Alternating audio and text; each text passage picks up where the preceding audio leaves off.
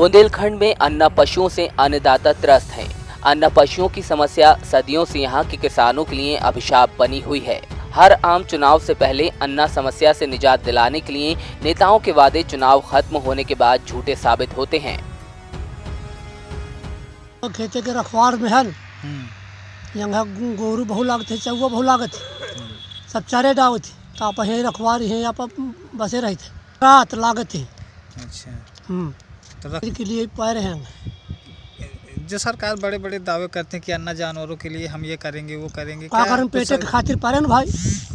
कुछ सरकार द्वारा कुछ नहीं हो रहा है। यहाँ कुछ नहीं हुआ था। क्या नुकसान करती है? गेहूँ चढ़ती मीठा बनाए हैं गुहाड़ा तो वहीं में कहाँ टमाटो है? अजीन मीठा कटका में। अच्छा, यहाँ गौशाला बने तो अब तार लगाए हैं, पर नहीं मनती तार तोड़ के घुस जाती है। झाखर रूल है। तो कितना फसल का नुकसान हो गया अभी? ख्यात चढ़ जाए। बुंदेलखंड के बांदा में हालात इतने बदतर हो चुके हैं कि अन्ना समस्या अब किसानों की असमय मौत की वजह बन रही है। पिछले एक साल में अन्ना पशुओं की तबाह फसलें देखकर कई किसानों की सदमे से मौत हो गई, तो कई किसानों ने परेशान होकर आत्महत्या कर ली। रात दिन गाय लगती हैं, इसके लिए रात और दिन बराबर यहीं हम पड़े रहते हैं। घर भी नहीं जा रहे हैं नहाने खाने के लिए। सरकार बोल रही थी कि ये गायों को गौशाला बनाया जाएगा, वो भी नहीं हुआ। रात दिन हम परेशान हैं। जानवरों के कारण खेती एक भी नहीं बच रही है। कितना अभी तक नुकसान हो गया? अभी कल हमारे 9-10 बीघे में जानवर घुस गए हैं, लगभग 50-60 जानवर, और वो जानवर पूरे खेत नुकसान कर दिए। इसलिए ये पूरा किसानों से पैसा इकट्ठा करके 100 रुपये इकट्ठा करके हम और यहाँ पे जानवरों के लिए व्यवस्था कर रखे हैं। और जब धान की मड़ाई हो जाती है तब हम सबसे पहला लेके इकट्ठा करके यहाँ सबकी व्यवस्था करते हैं। जानवरों के बारे में सरकार से हम गौशाला की मांग करते हैं कि यहाँ गौशाला बन जाए।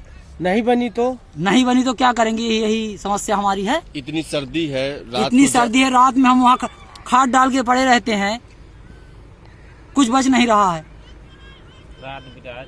रात दिन इस तरह काटे। अभी आप देखिए कि कितना काटा है यहाँ पे।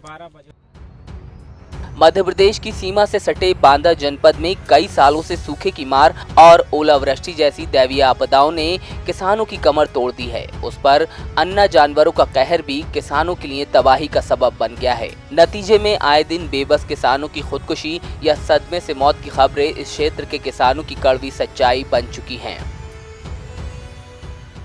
आप बिल्कुल सही कह रहे हैं। अन्ना प्रथा इस क्षेत्र के लिए एक बड़ी समस्या है। आप देखें यहाँ हजारों की संख्या में गायें घूम रही हैं और वो झुंड की झुंड किसानों के खेतों में जाती हैं और 1 घंटे में पूरे खेत को चौपट करके चली जाती हैं। तो ये बड़ी समस्या के रूप में है अन्ना प्रथा, और जिसके लिए यहाँ का किसान पूरी रात सो नहीं पाता है। रात भर खेत में रखवाली करते हैं। अगर कोई थोड़ा सा चूक गया तो उसका खेत एकदम चौपट हो जाता है। पूरे गायें सीधे खेत में जाती हैं और चर के चली जाती हैं।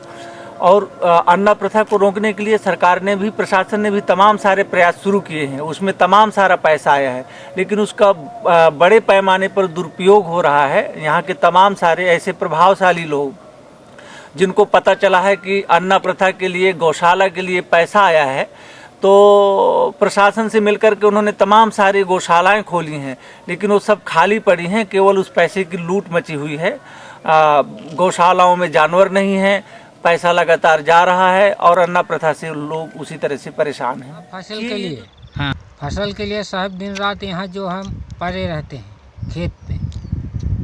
हाँ, यहाँ फसल जो है अन्ना प्रथा के चौवो चढ़ जाते हैं। गोरू के लिए अन्ना जानवर यहाँ फसल चढ़ते हैं, तो रात भर यहीं ताकते हैं और फिर भी चढ़ जाते हैं। अब यहाँ न रहे तो बताओ क्या करें? अब जो यहाँ इतनी लागत फंसा दिया है कि हमारी लागत तक नहीं निकल पाती है। जानवर सब चरे जा रहे हैं, रातों दिन बराबर उसी तरह चरते हैं। फिर भी हम झोपड़ा डाले यहाँ पड़े हैं, फिर भी जानवर रात भर हाँकते हैं। कितने दिन जगते रहते हैं, रात भर बीमार भी हो जाते हैं।